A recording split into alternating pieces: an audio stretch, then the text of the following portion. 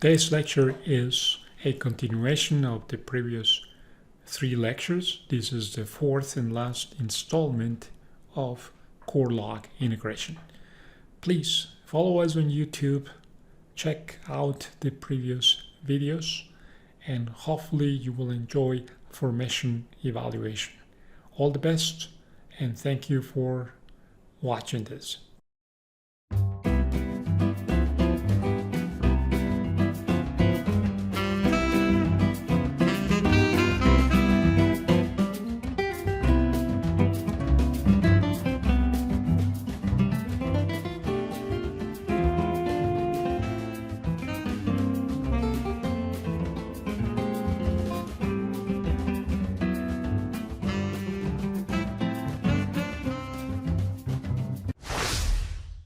Hello again, here we are.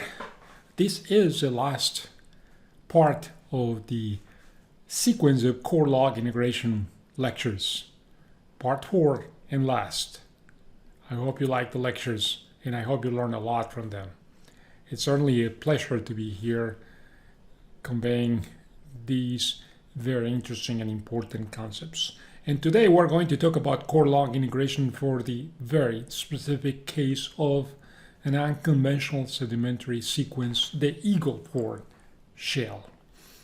Just to remind you, we are going to go through the various formations that bound the Eagle Ford. We have at the top the Austin Chalk, then the Eagle Ford proper.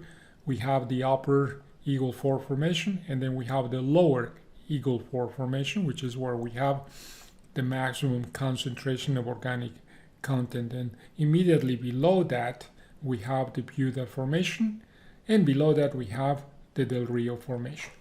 The well logs that we have through the Eagle Ford, here we have an example, gamma ray, spontaneous potential, caliper, bit size, and then electrical resistivities induction, deep resistivity in red, shallowest resistivity, the RT10 in blue.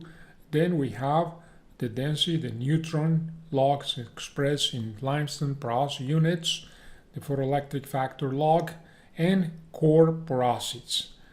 An incredible number of core porosity measurements blocks all across this segment. And then we also have measurements of core permeability. All of these segments going from 10 to the minus 4 all the way to the 10 to the 4 millidarcies.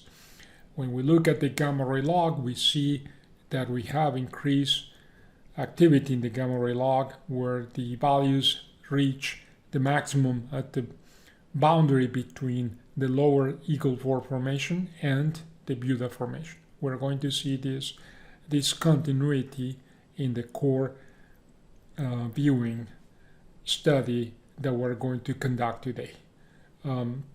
We also see increasing values of resistivity in the lower Eagle Ford, which is where we have the maximum concentration of organic material.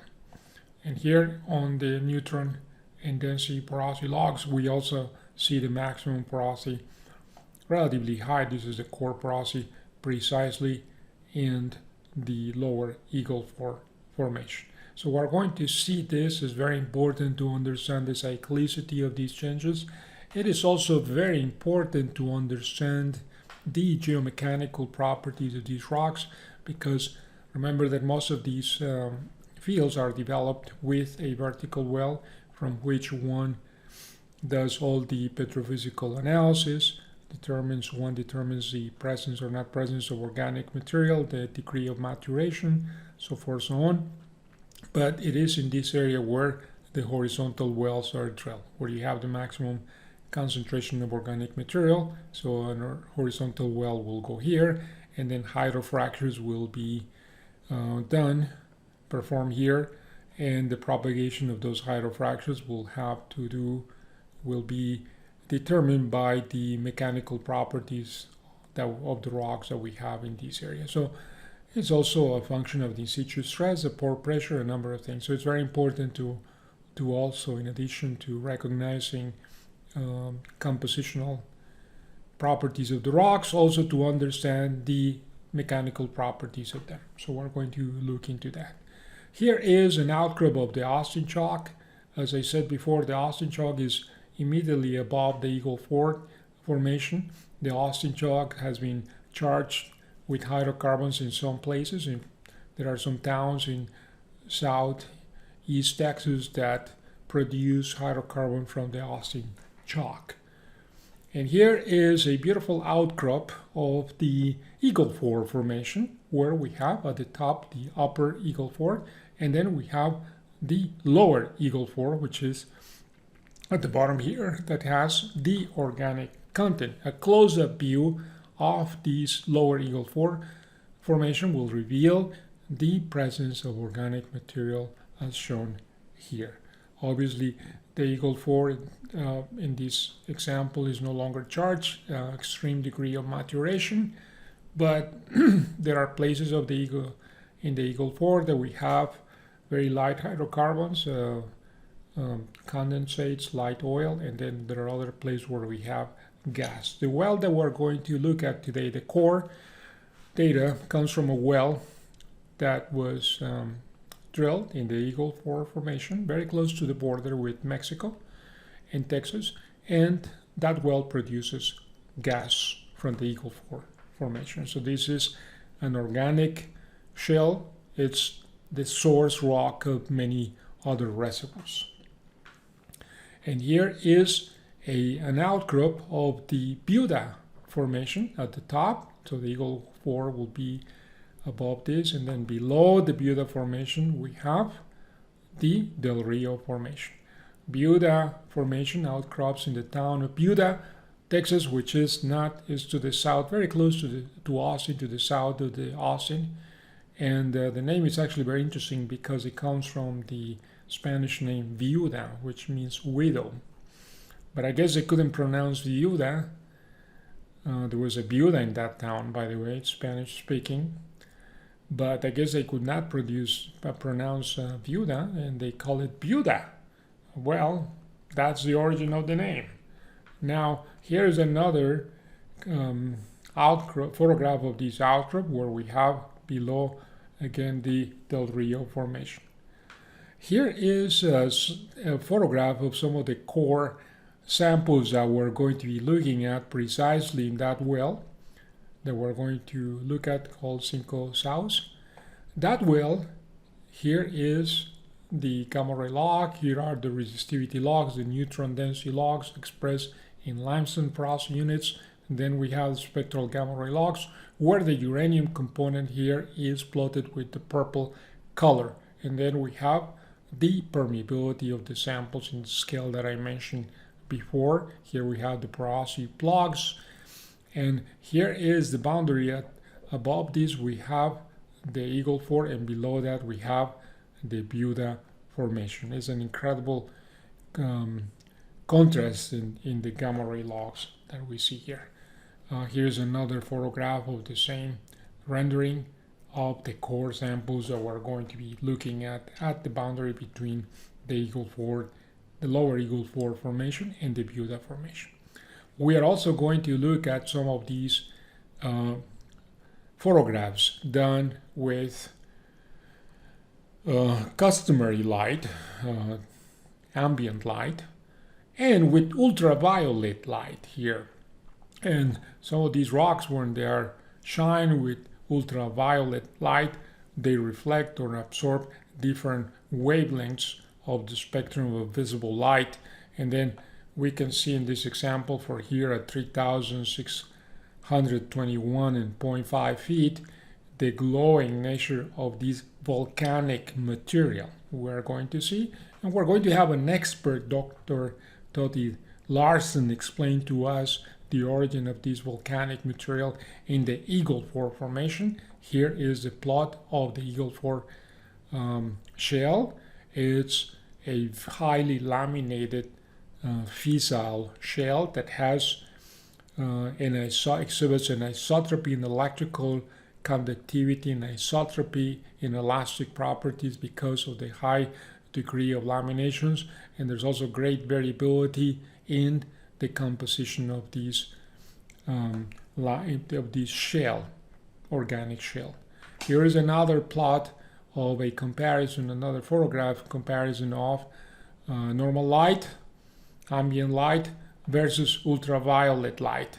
And what we see, of course, with the ultraviolet light is not only the very good differentiation between the segments that have organic material, but also a very distinct reflectance coming from the presence of volcanic material. So we'll see some of these in the lecture today. The well logs that we're going to be looking at come from a well called Cinco South Creek, number 1. This is in the U.S. state of Texas, very close to the border with Mexico.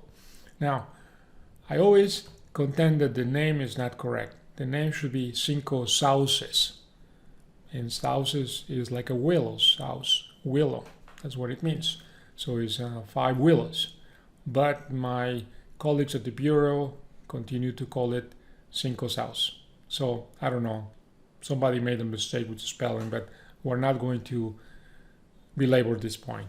What were the logs that we're going to be showing? This is the plot, the formation boundaries. We're going to have depths in feet. Same with the core measurements. Bear in mind that the well logs here have already been shifted in depth to coincide with the depth of the core measurements.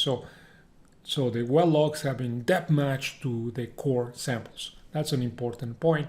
So we have the gamma ray log, spontaneous potential. So this well was drilled with water-based mud, caliper, and bit size.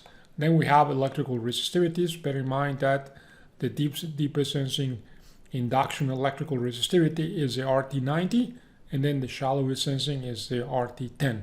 Then we have neutron density and neutron porosity logs expressed in limestone porosity units, going from minus 10% to 30%. So we have 40 porosity units across.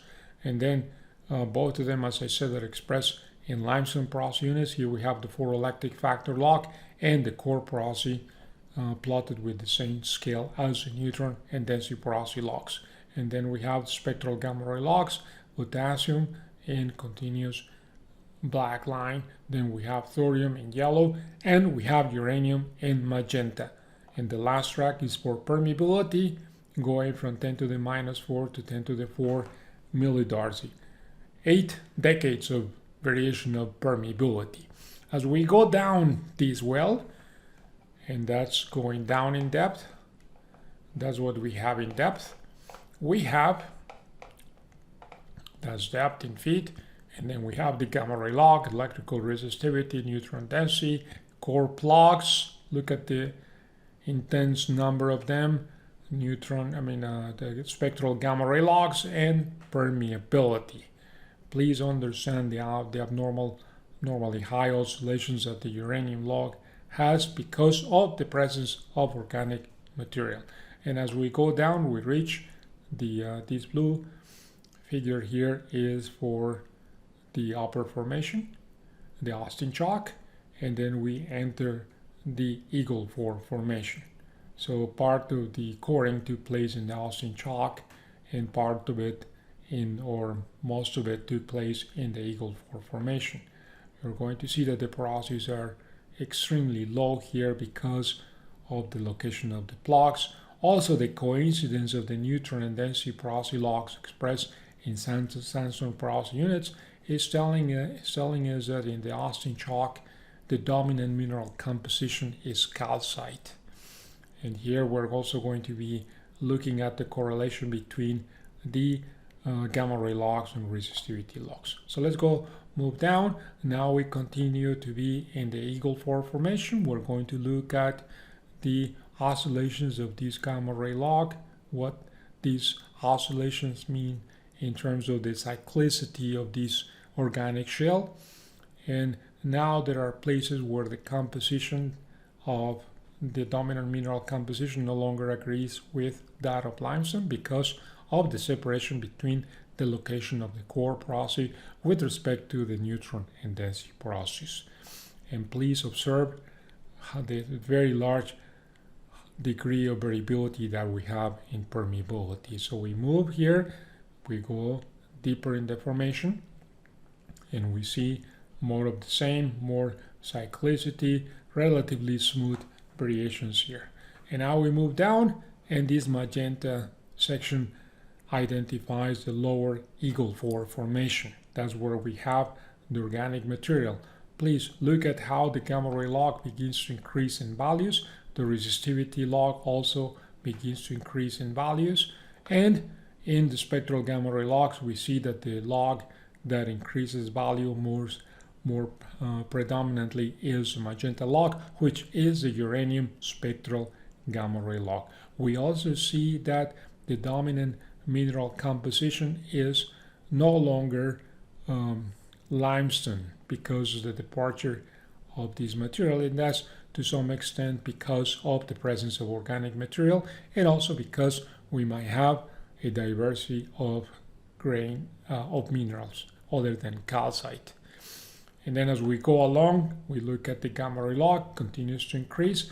We see at the bottom that we have the maximum values of the spectral uranium log, indicating that the maximum concentration of organic material is very close to the boundary with the Buda formation. And here is precisely where we have the boundary of the Buda formation. And when you go in the Buda formation, then suddenly the core measurements of porosity and the neutron and density logs expressed in limestone porosity units coincide extremely well with themselves. So that means that the dominant mineral composition in the Buda formation is limestone.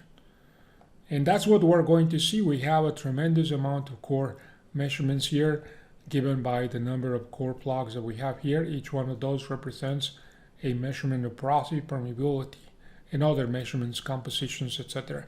So we're going to be looking at that. As we move down into the Buda formation, at some point we run out of places where we have core. Things are very quiet with respect to the gamma ray log. Things are also very quiet with respect to the resistivity logs, neutron density, and also we see that we don't have abnormally high concentrations of organic material until we reach the bottom of the well. So you have access to these logs in PDF format. We are going to be walking with them through the sections of the core, so please take them with you as we walk down in the core viewing facility. I also want to summarize a very important remark that I've been making throughout these 4 lectures. I had this remark at the beginning. I'm going to make it again. Never interpret well logs without looking at rocks, outcrops, core samples, drilling cuttings, all of the things that can give you reality checks. So we have to make sure, because interpreting measurements is subject to a significant amount of uncertainty sometimes. So parameters, models, all of these things, they need to be adjusted, and having access to core samples, measurements of cores, allow us to benchmark, to verify the interpretations. That's absolutely very important. And this is the summary that I have been carrying from the first presentation. Please, I want to make sure that you understand that all of these are important points, and depth matching of core and well logs is very, very important. And I have the same review questions that I had on part 3. Please take a look at them, follow them, and try to answer them. Those are the review questions. In closing, I would like to say thanks to, again, my friends Charlie Cairns, Dottie Larson, Jerry Lucia, and I want to give strong note of appreciation to the Bureau of Economic Geology, to the Hildebrand Department of Petroleum and Geosystems Engineering for the support of this lecture series. So I'm very thankful to them. They actually paid for the expenses of laying out the core at the Bureau of Economic Geology. So all for the great tradition of education. I hope you like it. I hope it was worth it. And I hope you learn a lot. And more importantly, I hope you are enjoying the fascinating, wonderful subject of formation evaluation.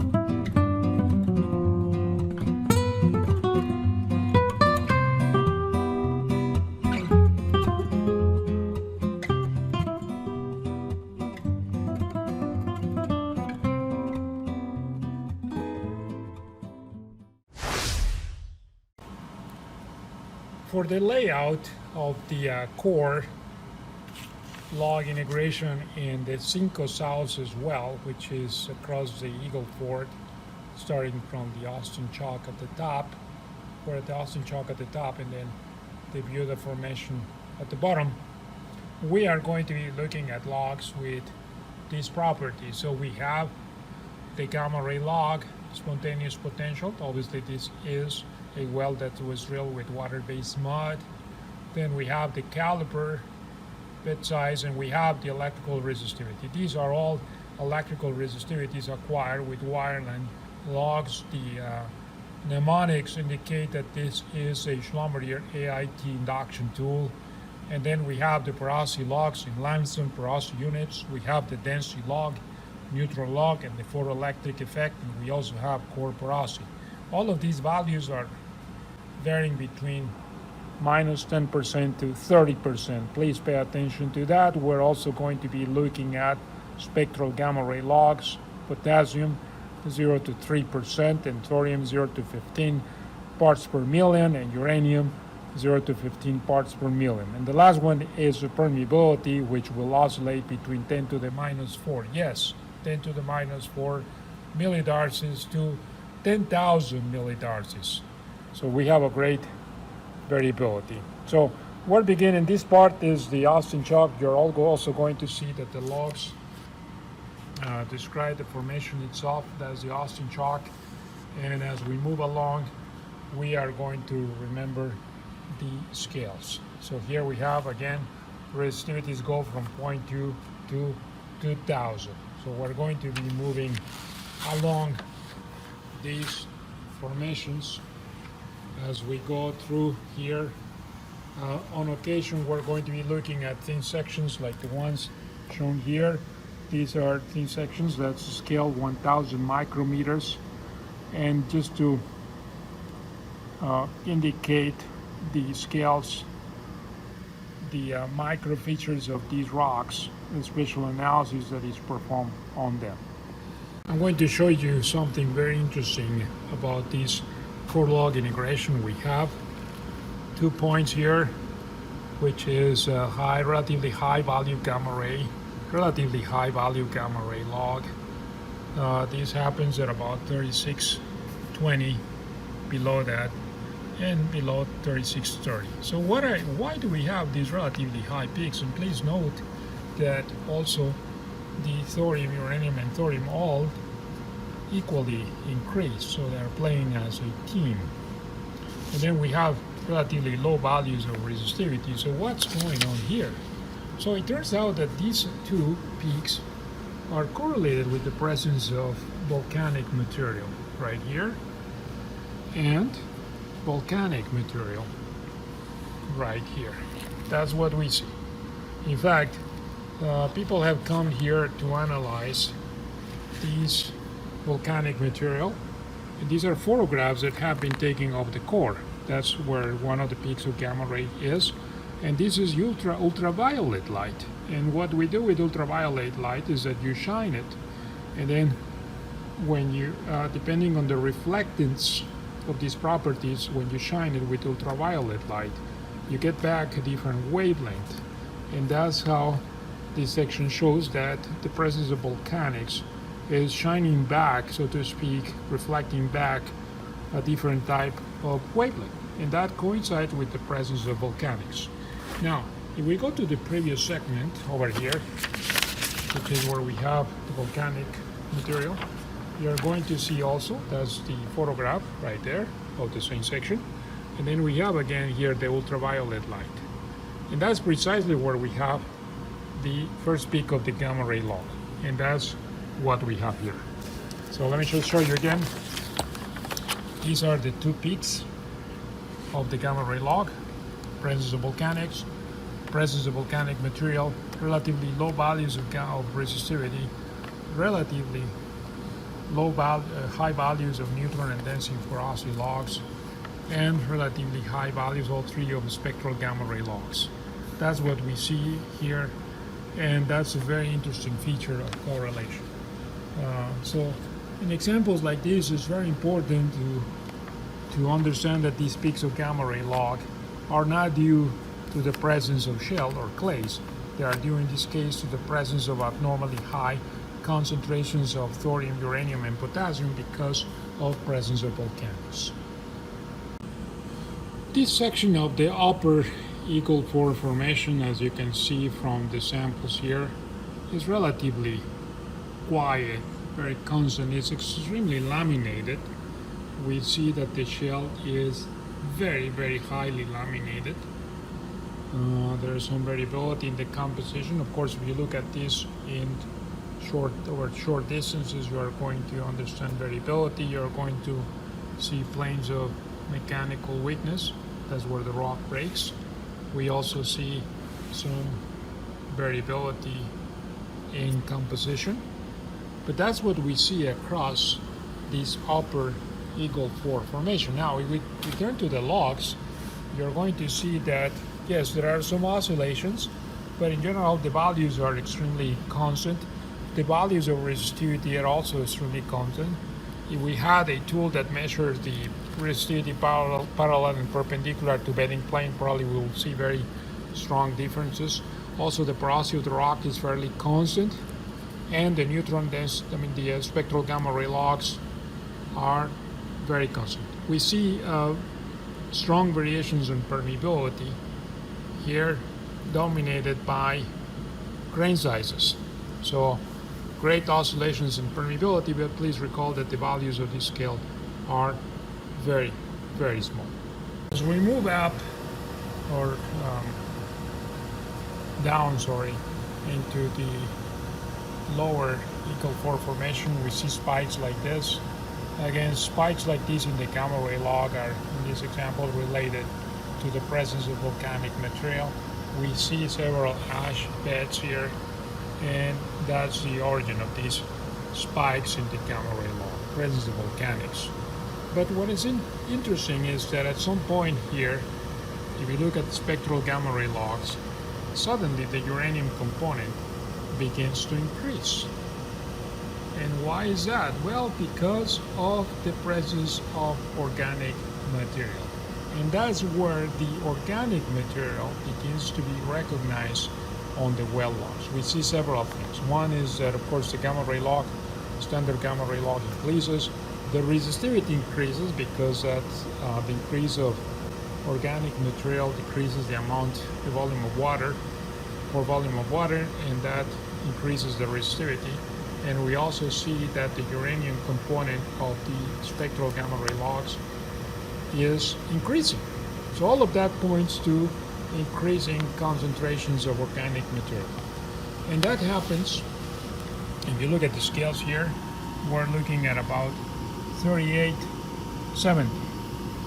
And 3870 is about here. This is where 3870 begins to take hold. And that's where the organic material begins to increase, and this is what causes the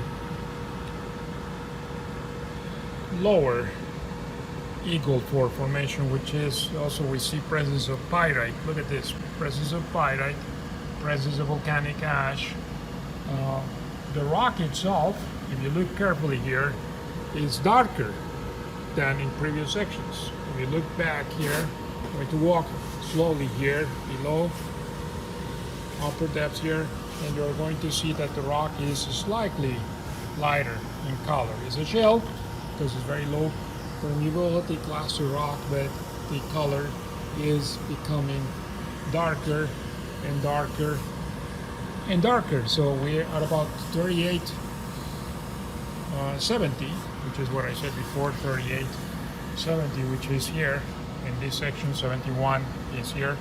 That's where we begin to see the slight increase of the uranium component of the gamma ray log. The resistivity is beginning to increase. So this section is where we begin to have the maximum concentration of organic material. And that's a beautiful section because that will be the most important financially viable section. And this is where folks will begin to drop their horizontal wells, because that's where you have the maximum TOC concentration. We have to analyze the level of maturity. Of course, this is a gas well, and we also have to analyze the geomechanical conditions that will be conducive to proper fractures, efficient fractures, so that we analyze whether these hydrocarbons, in this example gas of Cinco Sauces in the Maverick Basin, would be financially viable or not. And here we continue to be in the lower Eagle Ford formation. I wanted to show you a couple of very interesting things. This local maximum of gamma ray log that we see here, it correlates extremely well with the presence of these volcanoclastic siltstone that we see here. That's where we see the values of gamma ray log. And this is not, of course, an organic material. So you can appreciate the level of complexity and mixing that this lower Eagle Ford formation has. I also want you to appreciate the fact that compared to the other sections that we saw in the upper and medium Eagle Ford formation, there's more variability per unit depth of the cycles of gamma ray log. That only indicates the variability of the rock. I also want you to appreciate that the values of electrical resistivity continue to climb slowly but surely over here, and we also have some variability on the porosity of the rocks. And last but not least, please note that on average the uranium component of the gamma ray log is increasing faster than the other two uranium, that sodium and potassium, and we see that. There are places, for instance, that we see a local minimum of the gamma ray log and a local minimum of the gamma ray log. And those values are actually very, very interesting. If you look carefully, they will be located at about 3883 and about 3890. 3883 and 90, and those are here. This is one of the sections over here, and 3890 will be somewhere in the vicinity here. And that's because obviously we have no organic material somewhere in this section over here, no organic material. This is 93, and so no organic material, and that causes the gamma ray log to decrease. So obviously something is happening here, that there are cycles where the rocks begin to lack organic material in some of the sections, and that has to do with the genesis and diagenesis of the rock. But as we continue through this analysis here, we realize that we're moving more and more toward the Buda formation here, and that will be the top of the Buda formation.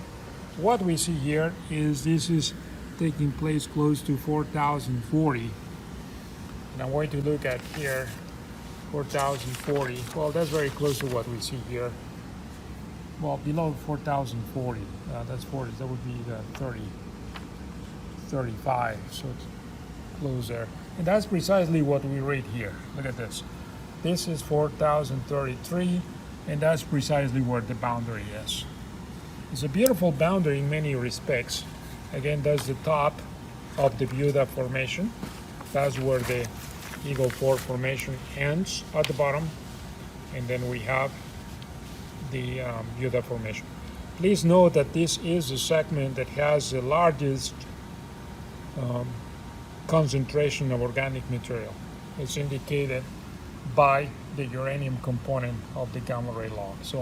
So this is where we have the maximum. And suddenly here we have the break. It's a beautiful break. And what happens? What happens at that break, at that discontinuity, at that unconformity is what I'm showing you here. At the top of this discontinuity, we have extremely high values of gamma ray log, excessive climbing of the uranium component of the gamma ray log, and then suddenly the gamma ray log decreases to almost negligible values. And that's because the Buda Formation is a carbonate formation. Also, the porosity of the Buda Formation decreases, and as a consequence, the resistivity also increases. We see these cycles. But that's a marvelous, fascinating example of how the well logs, in this example more than anything else, the gamma ray log exhibit a very sizable discontinuity at the boundary itself of this Eagle Ford Formation. That's a beautiful example of correlation between well logs and core samples. And the Buda Formation in some places is loaded with hydrocarbons, obviously coming from the Eagle Ford Formation, but very often it has very low permeabilities and very low porosities, as you can see here. And also it has some fragments of shell, as you can see over here. So we have all of those possibilities. But that's where the organic shell boundary takes place, right there where I showed you before. And it's a beautiful example, a textbook example of how this variability of rocks is shown on the logs. And here we are at the Bureau of Economic Geology. This is one of the temples of geological sciences. We are here at the core facility that has tons, it's like a library of core from all over Texas and some other parts of the world. If you ever want to look at rocks, interesting rocks, this is the place to come. Just showing you the facility here. But today we are here because we have an analysis to do, which is core log integration. And today we have one of the most experienced scientists here at the Bureau of Economic Geology, a good colleague of mine. His name is Dr. Dottie Larson.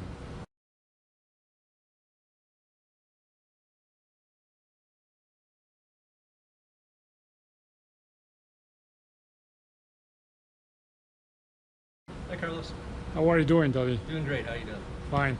And you know, every time we've done a few things together, we've gone to Mexico, have tequila together. But he's an expert on geochemistry. He formerly worked at Los Alamos National Laboratory. His PhD is in geochemistry, and he's been working a lot on the Eagle Ford Formation. And thanks to him and his colleagues, we have access to this beautiful core data set that covers all the way from Buda Formation to the Austin Chalk, going through all the segments of the Eagle Ford. And so I'm going to ask Toti to give us a few insights about what happened here. But let me just show you so that you see the beauty of this. These are the logs that we're going to be looking at. Gamma ray log resistivity, spectral gamma ray logs, porosity logs. But what I want to show you is that this happens precisely at the boundary of the Buda Formation and the Eagle Ford. But I'm going to ask a few things to my colleague, super expert here, to understand what happened. So, Toti, can you tell us the the size of these core boxes, is it typically 2 feet long? Yeah, so for this, we call these pizza boxes, which I think you can see why. And in a pizza box, you get 5 sections of core, and each section is about 2 feet that's recovered. And so it's a total of 10 feet of core, the top of the core being here, and the bottom of the core being here. Yes, and so they have been slabbed already, right? Yes, this is called the archive half, and it's just the lower third. It's just a sliver, a third of the core. If you look around the back side of the core, you can see the red and the black line, and we use that to help understand orientation. As you can appreciate, when these core are taken out of the field, it can be a pretty hostile environment. And so the slab will come out, and then it'll mark it. And so if any piece gets moved later on in time, we can always go back and make sure it's oriented correctly with that side up rather than that. Another thing that you can see on the back, and it's something I do when I look at core, is look around the back. Number one, make sure the lines are correct, that up is pointing up, and then see if any other samples have been collected. Since this is an archive half, it means it's been polished on this side, and we don't allow anyone to sample destructively on this surface. So if you want to sample destructively, you sample on the back half of the core. And what you can see here is somebody has gone through with a 1/4-inch drill and taken powder from that, and they may have measured total organic carbon from it. They may have measured X-ray diffraction for mineralogy. And so there's another data point there to learn more about the core. Excellent, thank you. And then of course, initially this core, our whole core, is a cylinder. The whole core. What size of diameter of the borehole was here? It's about a 3-inch diameter of the core. 3-inch, okay. Yeah. And so that's the size that we have. Yep. And then do you guys do a lot of laboratory studies on the core here at the Bureau of Economic Geology? We do, and you can tell by how stickered this core is. We've conducted a lot of these measurements on the surface, and so again, if it's on the surface, it's non-destructive. We've built a lot of labs here, geochemical and geomechanical labs, and permeability, porosity labs, so that we can go in and do more detailed work and make the measurements ourselves. Excellent. So today we're going to be looking at this beautiful core sample, the Cinco Sauces. Can you confirm this is in the Maverick Basin, right? Yes, this is Maverick Basin, and this was collected in Maverick County, just near the border with Mexico. Yes, and geology has no borders, right? No, it doesn't. There you go. So now we're going to go anywhere between the Buda Formation and the Austin Chalk. Buda at the bottom, Austin at the top. How many millions of years are we going to be looking at core? If we stay in the Eagle Ford, we're looking at about 8 million years. This boundary here is not exact, but it's approximately 97 million years ago. Nice. Is the unconformable contact between the Buda, which is more of a chalk, and the lower Eagle Ford, which is a mudstone or marl shale unit. Yes. Mud rock unit. And then this well, Cinco Sauces, what is the total length that goes between the Buda and the Austin Chalk? That is about 400 feet. So it's the bottom depth, the current bottom depth. This doesn't necessarily mean this was the maximum burial for this rock unit, but this depth here is about 4,020 feet. And then as we get up into the, with the contact with the Austin Chalk, that's about 3,600 feet depth today. Excellent. And I always like to make this reference so that people understand what is the geological clock, so to speak. Yeah. And so we have 2 feet of core in each one of these pizza boxes. On average, I know this is an average, how many thousands of years do we have here? Yeah, so if we average it out, and the averaging technique is just like we said, we've got 400 feet of Eagle Ford, that's lower Eagle Ford and upper Eagle Ford, deposited over approximately 8 million years. And so both Carlos and I did some back of the envelope calculations and came up with each 2-foot section represents 40,000 years 40,000 of years. deposition. So that's the whole history of humanity, yeah. And you might want to pause the video and redo the calculations in case we got it wrong. Exactly, okay. But just folks that are watching this video, just pay attention, because we take it for granted, but these rocks have been here for much more time than we have been here. So so now we're going to take a walk through the different segments of the core, and we are going to make emphasis to a few things that are not available in the well logs. But I want to say something which is, for Toti, this is repeating things too much, but perhaps, but we always, when we interpret well logs like this, we have to make sure that you understand that the resolution of these logs is not the same resolution of geological features. Things happen much more quickly in geological time. So that, in this pizza box we have 2 feet of core, and for logs we have actually, especially triple combo or conventional logs, we have only 4 samples. So it's important to understand what happens in high resolution so that we can compare the log responses to the visual features that we see in the core. So we're going to take a tour through all of these core. Thank you. And this is the lower Eagle Ford, correct? Yep. Yeah. So anyone on it with a that's directing wells or drills would easily pick up the contact with the lower Eagle Ford and the Buda if you hit it. Exactly. Ideally, you wouldn't hit it though, because you drill your horizontals up from there. That's right. So this well, by the way, is a vertical well, so we have to realize that. Yes. So now, so let me walk through you, and what you're going to see here is the different portions of the Eagle Ford. You're going to see that this rock is by no means homogeneous. It has a lot of variability. In fact, you can recognize lots of laminations. The electrical resistivity tends to have an isotropy in the presence of these laminations, and you can also imagine what the mechanical competence of the rock is, especially for hydrofracturing operations, and also permeability and storage, that is porosity. So let's continue to walk. Yeah, and just notice as we're down in this lower section, there's a lot more of these limestone layers that are developed all throughout, interbedded, within the marls, and then also some volcanic layers that you can identify pretty clearly. And you'll notice as we move up section, we lose some of these limestone layers as we go there.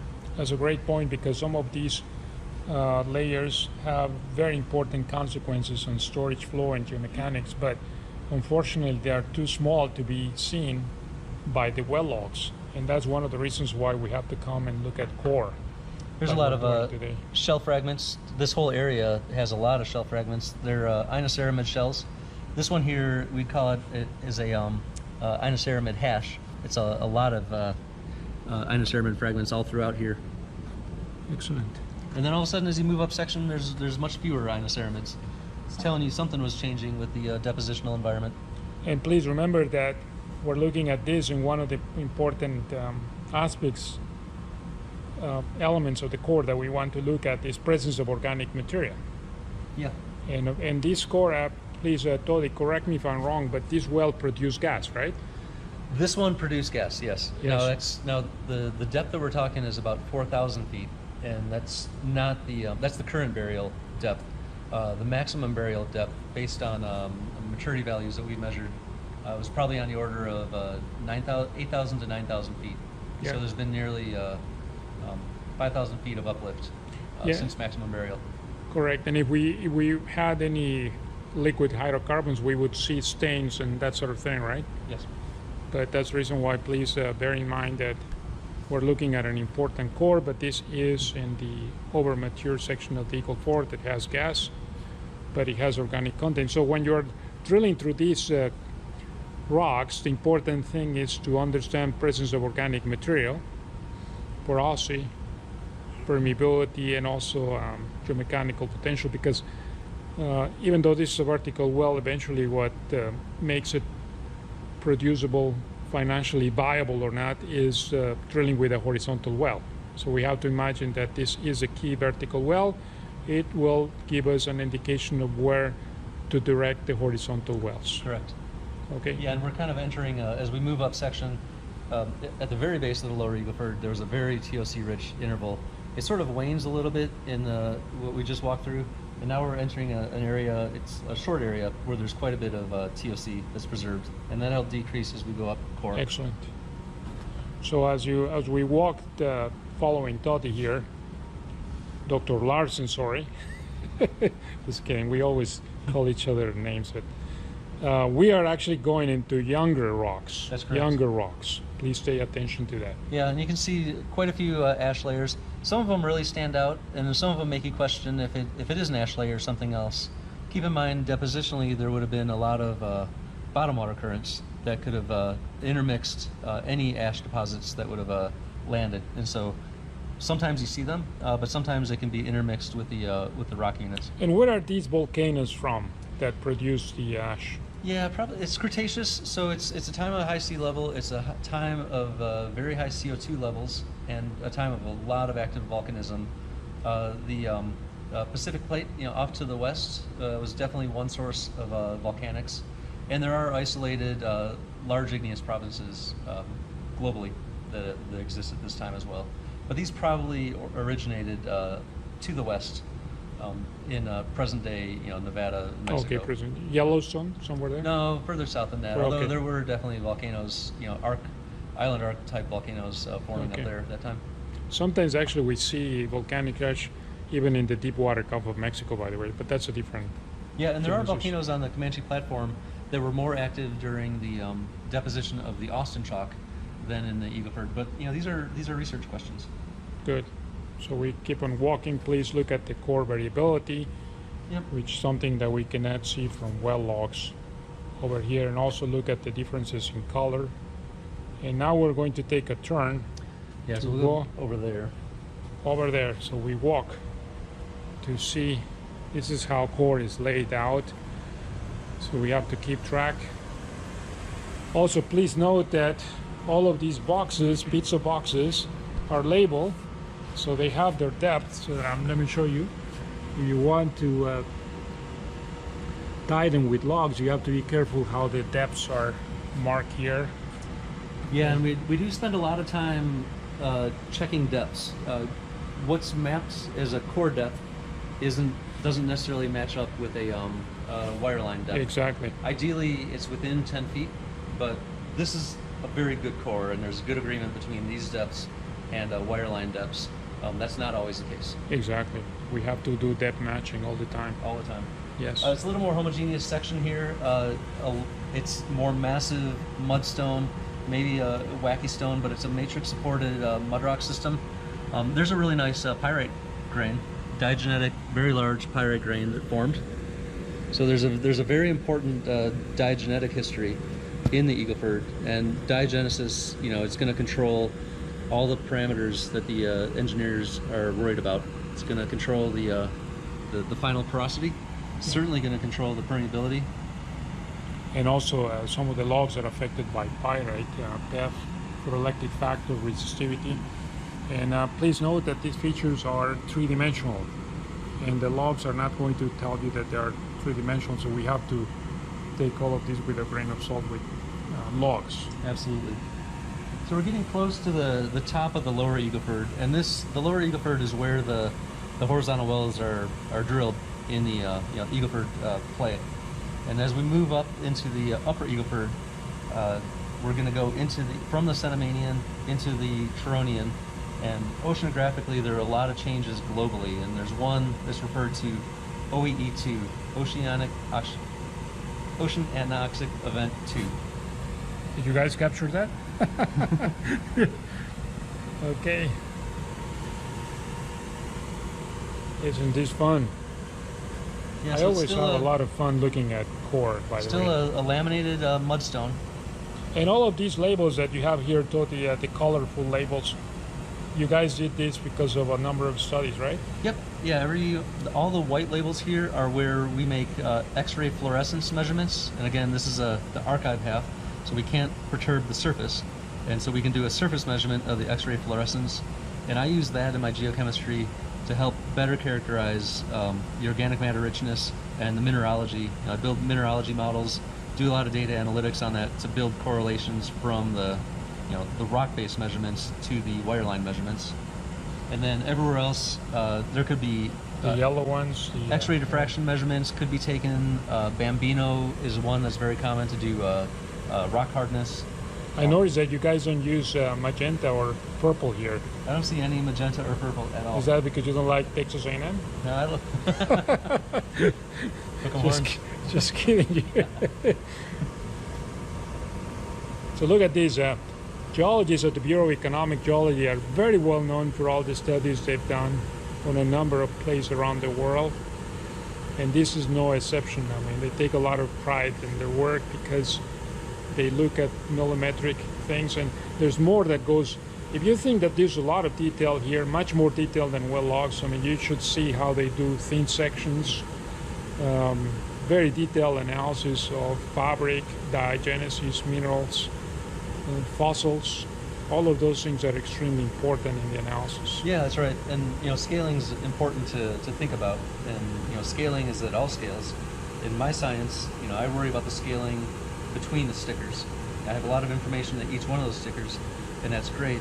But I also work with people who do scanning electron microscopy to look at the pore networks, and that is down to the submicron scale. And so trying to understand the resolution that we can get at the submicron scale and relate that to something that we can see at the 2-inch interval, and then try to take that to a 1 meter interval. Those are all really important scales, and there's a lot of tools we can use, but it really to build those correlations, it requires understanding the geologic framework. What are the depositional systems? Because the depositional styles is essentially going to be your primary tool to work in the other dimensions, the 3 dimensions. Excellent. How are these rock types distributed? Well, the geologic processes are going to do that. Yeah, so one of the things that I tell my students is that the well is it's a sampling, it's a restricted sampling that we have in one line. And the only way to extrapolate things away from the well is to know the geology. That's exactly And right. that's the reason why you have to pay attention to so many of the things you do here. Is Yeah, a way every to time you walk extrapolate. through these cores, you learn another thing. Yes. You observe another feature, and you might study this core and come back to it in 6 months. Well, in that 6 month time, you've looked at a dozen other cores around it, and that's kind of feeding your mindset. Exactly, yeah. And as a scientist, any scientist really, trying to capture that information, remember it, use it, and then apply it to the new cores that you look at. It's a constant struggle of looking at these complex data sets. But this is not only interesting, I mean, it's obviously very interesting from this point of view of science, but from a commercial, financial perspective, it's also very important, right? Absolutely. Because we want to analyze storage flow, total organic content, and so forth, geomechanics, and all of those things that you guys see and analyze have impact on all of those properties, right? Yeah, if you want to make money out of the rocks, you got to know where the oil is. Yes. And how you're going to get it to flow. Yes, excellent. So let's continue to walk here. Yeah, so now we're crossing up into the CT boundary, the Cenomanian-Turonian boundary. So we're still in the Upper Cretaceous, but we're moving into the Turonian. And this is a little Folks. further up, but Well, actually, and it's the Eagle Ford. It still shares many similarities with the lower Eagle Ford.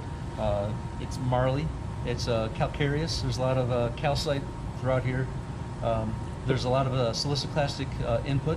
so these are all clastic rocks, right? Siliciclastic, yeah. So they're carbonaceous with a siliciclastic component mixing. Yeah, So it's really pack of grains. yeah, it's a mixing model between calcite and quartz. And also quartz. cement could be calcitic. The Calcite cement is almost always calcitic in Yes. the Eagle Ford. There's very little siliceous cement. It's very But important. the one thing that's important, and you would pick this up on the wireline logs, is that as we get into the upper Eagle Ford, we lose a lot of the uranium, and so that's indicative of losing a lot of the organics. And from the XRF measurements we've made, we also see a lot of indication of oxygenation. So the ocean waters that were in contact with these rocks during deposition were much more oxidizing than the lower Eagle Ford. Yes. And so there was no potential to preserve the organics as they're being buried. And so these are typically very organic, lean rocks. Oh, okay. Yeah, so the organic part, we left it behind, but Yep, we left it in the bottom. so that's very important. It's probably storage potential, Yes. but you're lacking the organics for that ingredient. And what is the type of water that these rocks will hold? Is it very salty, fresh? Yeah, it's. I mean, these are marine, so these are saltwater, ocean deposits, relatively deep. If you look at some of the video we walked through, there's not a lot of evidence of. There's not a lot of ripples.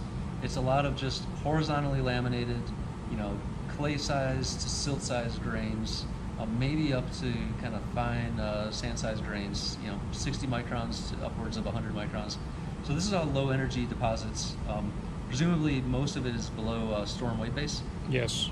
So it's a very low-energy, kind of deeper water.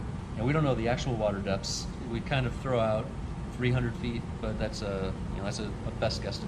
Oh, okay. But not all the environments will produce keratin or organics, right? No, You have to have certain conditions for the genesis of organic material. There right? is some terrestrial input. There's somewhat of a terrestrial signature on the organics, but largely it's dominated by marine. Yes. Then you can see some evidence of, this looks like there's been some sort of debris flow. You can see larger grains that have been transported. So there is some evidence here. It could be a slump, could be a part of a debris flow, some sediment gravity flow. So there is some higher energy environments that are being recorded. And by the way, this is very important because some of these features that Totti is indicating, they are not visible with well logs. Probably not. And yet, they have important impact on storage flow, geomechanics. So it's very important to understand this. Yeah, there's quite a few of them. I mean, you see a lot of these different features that we didn't see, sedimentary features that we didn't see down in the lower Eagle Ford. Yes, that's what I always tell my students, that their best friend should be a geologist because they see rocks with a totally different universe, with different eyes, with different senses. It's a collaborative problem. That's exactly, for sure. Yes. That's what I would love to hear more, collaborative. And then all of a sudden it looks like we're back in the lower Eagle Ford. I see some pyrite. It's darker overall. Presumably that's related to siliciclastic input, but you do have to be careful. These cores, the surfaces of the cores do oxidize, and so yes. The color that you see may be deceiving to you. Exactly. And so when we do our detailed studies, we'll go by and we'll scrub the cores to kind of clean off the surface. How old is this core, Totti, by the way? I think this was taken about 8 years ago, 9 years ago. Yes. Yeah, so relatively young. It's a good core. So it's one of our few cores that we have that's continuous from the Buda through the entire lower and upper Eagle Ford section and into the base of the Austin Chalk. And not only that, but you have all the logs. We have all the logs, and yes. It's been studied by so many people because it's continuous. So yes. This has just become a very rich data set for us. Exactly. So even though it's in the gas window, it may not be economically that important. The information that you can gain by studying this particular core is very, very important. Yes. We always come back to the Cinco Sauce. Cinco Sauces. Cinco Sauces. Okay, now so we'll go back here. So we're still in the upper Eagle Ford. Yes. So now we're turning, but still younger rocks. We're going into younger rocks. Going into younger rocks. Yeah. So we're gonna, as we hit the Austin Chalk, we'll be in that sort of 90 million years ago to 89 million years ago. And I see a lot of variability here in this section. A lot of variability. Yeah. So these layers these white layers that are 4am rich, you're seeing a lot more of them. That's telling you that there's a change in the depositional environment. I still think a lot of these are concretions that formed. They're diagenetic in origin. Yes. But we would need a thin section to really look to understand the type of calcite that's there. So the well logs here in this example would be more variable, reflecting the variability of the rocks, whereas in other sections like this, where things are a little bit more homogeneous, more constant, the logs will be also more less variable, let's say. Yeah, and that's something that we see pretty common with the wireline picks that we make with the upper Eagle Ford and the Austin Chalk. There's sort of a series of fingers that you can view. A lot more sedimentary features. Looks like some ripples may be forming. I see some some slumping slump deposits that may have formed. And so we still have volcanics here. Yeah, some volcanic layers here. And on the wireline log, as you get to the top of the Eagle Ford, there's definitely a series of gamma spikes. Then you guys did all these thin sections that we see photographs here, right? Yep, exactly. This is a project that one of the geologists I love to collaborate with, Bob Laux. Yeah, he's very famous. Yeah, and Bob has carried on a really large project on the Austin Chalk and spends a lot of time characterizing the pore networks. And you can see that even these thin sections show a lot more variability than we can see Yeah, and directly. it's really important to look at thin section because that's where you're gonna, we can say, and both Carlos and I have said it, oh, these calcite-rich layers, but that doesn't tell you what type of calcite. And so you want to go back and understand, are these 4M-rich layers, or is it calcite cement? Well, you get that information from thin section. Yes. So a lot of variability. And also, please look at the way the rock is broken up. That's also indicative of the mechanical properties. Yeah, the parting surfaces really start to show. Most likely this well was drilled with water-based mud, right? Because I don't see any staining. That could be. I don't know. Okay. And this is the top. Yeah, of so it's the Eagle top Ford. of the top of the Eagle Ford, and so now we're crossing into the Austin Chalk. into the Austin Chalk. And so many companies are now drilling into the Austin Chalk. There's a town in Texas called Cuero. There are many operators there drilling into the Austin Okay. Chalk. Yeah, a lot of storage potential. So for the fracture central play. wells. And so the oil that is in the Austin Chalk comes from the Eagle Ford, right? It's a mixture of both. It's definitely charged from, there's definitely evidence, geochemical evidence, that the oils were sourced out of the lower Eagle Ford. But the Austin Chalk does produce in situ as well. And so part of the story that we're trying to interpret is, what the percentage of oil from the lower Eagle Ford versus the Austin Chalk, exists in the Austin Chalk, and how that varies across the play. You said something very unique and very important here. So you guys, geochemists, you also look at the molecules of hydrocarbon, right? That's correct. To understand the genesis and compartments. We want to know the type of organics, and we want to know the maturity of the organics. And so we've set up here at the BEG a whole lab to do biomarkers, and that helps us trace the sources of produced gases or produced oils. So you can, for instance, if you see any, for lack of a better word, the same DNA in the oil in the Eagle Ford and Austin Chalk, then you can say that it's coming from the Austin Chalk, right? Most Exactly. likely. Yeah, that's how we make our mixing ratios. Yes. So we'll work with companies to, companies will provide us with producing fluids or produced fluids, and from that we'll do biomarker work to try to tie the, just to look at what the variability is, but also start to look at some compartmentalization. Now, how different are the produced fluids across the play? And what does that tell us about where they're sourced? And importantly, how much transport occurred to get those oils there? That's excellent. It's very important. All of these components, now that you guys have know something about the geological, the petroleum systems, all of them are very important to understand, to make money, actually, to make financially viable decisions. One thing you can see in the Austin Chalk that I think stands out compared to the Eagle Ford is that you get this is a great 2-foot sections of chalk, but then you see these thin layers of argillaceous, presumably TOC rich layering, and so you see a lot more of this kind of high percentage of calcite chalks or marley chalks that are separated with these little thin argillaceous layers, and you can see that developing across the chalk play. Another thing you can see is, at least I can see, by looking at it, is there's a lot of bioturbation. So there's a lot of worm burrows, and for that to happen, it means that there's a lot more oxygen during the depositional environment, and so it's much more oxygenated than what we saw in the lower Eagle Ford. We saw very little evidence of any bioturbation, but then you get these thin intervals of more argillaceous layers. And so are these the the layers that are sourcing part of the Austin Chalk? I think so, but that's research that's That's an in excellent progress. point.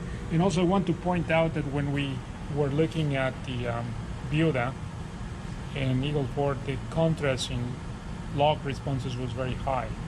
It's like a discontinuity. Mm-hmm. But when we came from the Eagle Ford into the Austin Chalk, the boundary was more diffuse. Oh yeah, it's a confusing boundary. Yes. It's not straightforward, and it changes. The nature of that contact between the upper Eagle Ford and the Austin Chalk changes across the play. And we will see that also reflected on the logs. I bet. That's actually very good. Keep in mind, it's still a chalk, but it's not like the Dover White Cliffs chalk. I mean, it's a pretty dirty chalk. Even in the chalky layers, there's still quite a bit of a siliciclastic component. Anywhere from 5 to 10% siliciclastic within the chalk, and then you get these thin argillaceous layers throughout. We don't see nearly as many discrete volcanic layers as we did see in the Eagle Ford, but keep in mind those they could be here. They could just be intermixed throughout because there's been a lot of bioturbation. The Austin Chalk, does it outcrop near Austin, Texas? If you're on the east side of the Balcones Fault, then we're standing on top of the Austin Chalk. And then as you work further south, you can see outcrops. Like on Mount Bonnell? There you cross the Balcones, and there you're up on the kind of lower Cretaceous. Yes. And this is just for my own, and So also mostly, for yeah, the the Austin students. Chalk outcrops that we see are further north, like up in Waco. Yes. And then would any of these formations function as an aquifer? The Edwards, for sure. I don't know where they're producing water out of the Austin Chalk that's potable. I don't know the answer to that. Okay, Yeah, I don't know. that's interesting. I hope, because we have some students that do geohydrology, Yeah, and I always go back to aquifers and things of that sort. here's some nice bioturbation. So you can see these, evidence of worm burrows throughout. That's really important to know. You need oxygen to host worms, and so it tells you something about the oceanographic chemistry conditions. And they also produce porosity and permeability, right? Oh yeah. So that's the reason why it's important to look at. And as we make our way to the top of the Austin Chalk, it's important to understand that this is not a complete core of the Austin Chalk. And in the Austin Chalk play in particular, a lot of the cores that we have that contain Austin Chalk, they weren't cored for the Austin Chalk. They were cored for the Eagle Ford. Yes. So a lot of our understanding, our core studies of the Austin Chalk, really is just showing us the bottom, maybe the bottom 100 feet or so of the Austin Chalk. We do have continuous cores of Austin Chalk, but they're less common. And so, again, working with someone like Carlos, working with engineers to take the wireline logs that will cross the entire Austin Chalk, but then use the information that we can get from just that bottom core interval is something we're always doing. Yeah, so there are many messages to this talk, and I want to thank Toddy for spending time with us. He's an excellent human being, person, excellent scientist, and like many at the Bureau, they're always very eager to work with us, so I appreciate that. Of course. And this is one of the things that we do here with them.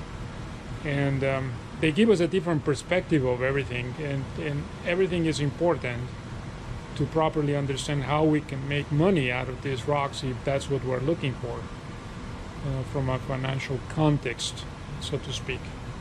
So we have seen a lot of things. We have seen a core going from Austin Chalk to Buda Formation, Eagle Ford, and we have seen the tremendous variability. We have seen organic content. We have also seen presence of fractures, presence of organic life, volcanic material, variability in the rock composition. All of these things are going to be present in the well logs, but not with the same resolution. So we have to be mindful about that. Well, thank you so much, Toddy. I appreciate your time. You're very kind. And I'm just going to walk very fast through here to recreate what we did here so that everybody sees distances, time, thicknesses, variability as we move into the top Eagle Ford now. Look at the variability. Please remember that each one of these pizza boxes covers about approximately 40,000 years of age, but please remember that things are not moving uniformly, so some of the segments are accumulated faster than others. So it's important to remember that, because that has an important impact on all the petrophysical properties that we look at or from the context of well logs. And please look at the variability. All of these cores have been organized properly into depths, and they are all brought back here so that folks like us can look at them, compare the logs to depth matching, understand the log responses, because this well has core, but there are other wells that do not have core, and we don't have the luxury of looking at all of these things So we use key wells. Key wells are the wells that have core samples like this one, and so that we can tie well logs, understand the variability properties, so that hopefully if we go to another well that has only logs, we can use a key well to benchmark our analysis and to understand, to link, to correlate all of these properties. And please take note of this incredibly variable formation, the Eagle Ford. And now we're going to the beautiful boundary with the Buda Formation, where we have a very strong discontinuity. And in fact, the most organic material, the richest organic component of the Eagle Ford, the lower Eagle Ford, is precisely very close to the boundary of the Buda Formation. And we can see that also from the logs. So it's important to correlate the log responses with the core. There are several features in the logs. We're looking at the gamma ray log, resistivity logs, neutron density logs, and then spectral gamma ray logs, and then we're also looking at permeability. So this core has been analyzed ad nauseum with all kinds of different measurements because we want to understand the variability of the rock. But look at this, at this boundary, there's a very drastic difference between the gamma ray log within the Eagle Ford and the Buda Formation. And then we come and see other sections of this rock, and now we come into a section which is also oil stained, but this is now the Buda Formation. And the Buda Formation outcrop's not far from Austin, Texas. Well, thank you so much, Toti. I appreciate your time. You're very kind. And this concludes part 4, the final part of the video lectures on core log integration. Thank you so much for your attention, and thank you so much to Dr. Toti Larsen for his time, experience, motivation, for sharing his superb knowledge about organic mud rocks and experience with measurements in the laboratory and geology. Thank you so much, Toti, for your time. Greatly appreciate it.